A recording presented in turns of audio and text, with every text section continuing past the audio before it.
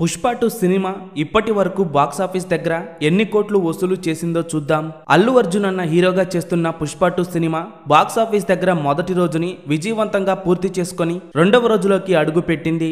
Cinema రెండవ రోజు కూడా బాక్సాఫీస్ దగ్గర మాస్ రచ్చ చేస్తోంది. పుష్ప 2 సినిమాకు అన్ని ఏరియాల నుండి పాజిటివ్ రెస్పాన్స్ వస్తుండగా సినిమా బాక్సాఫీస్ దగ్గర కలెక్షన్లు భారీ లెవెల్లో ఉన్నాయి. మొదటి రోజే బాక్సాఫీస్ ను షేక్ చేసిన ఈ సినిమా రెండవ రోజు కూడా అదే ఊపు కంటిన్యూ చేస్తోంది.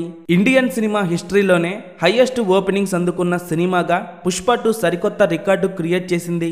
పుష్ప 2 సినిమా మొదటి రోజు నుంచే అన్ని సినిమా రికార్డ్స్ బ్రేక్ చేస్తూ రాగా ముందుగా అడ్వాన్స్ బుకింగ్స్ తో Devara first day openings record ని బ్రేక్ చేసింది.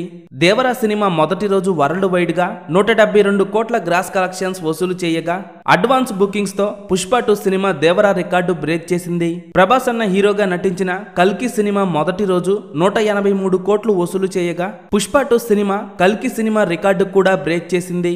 ఇప్పటి వరకు ఇండియా వైడ్ గా హైయెస్ట్ ఓపెనింగ్స్ అందుకున్న సినిమాలలో బాహుబలి 2 మొదటి రోజు 215 కోట్ల గ్రాస్ కలెక్షన్స్ వసూలు చేసి టాప్ 2 లో ఉండగా ఇప్పుడు పుష్ప 2 సినిమా బాహుబలి 2 రికార్డు కూడా బ్రేక్ చేసింది.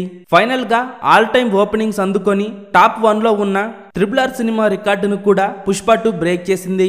RRR సినిమా మొదటి రోజు 235 కోట్ల గ్రాస్ కలెక్షన్స్ వసూలు చేయగా ఇప్పుడు పుష్ప 2 సినిమా వరల్డ్ వైడ్ గా 250 కోట్ల గ్రాస్ మార్క్ దాటేసింది. పుష్ప 2 సినిమా మొదటి రోజు 2 తెలుగు రాష్ట్రాల్లో 100 కోట్ల గ్రాస్ మార్క్ దాటేయగా హిందీలో పుష్ప 2 సినిమా మాస్ జాతర చేస్తోంది.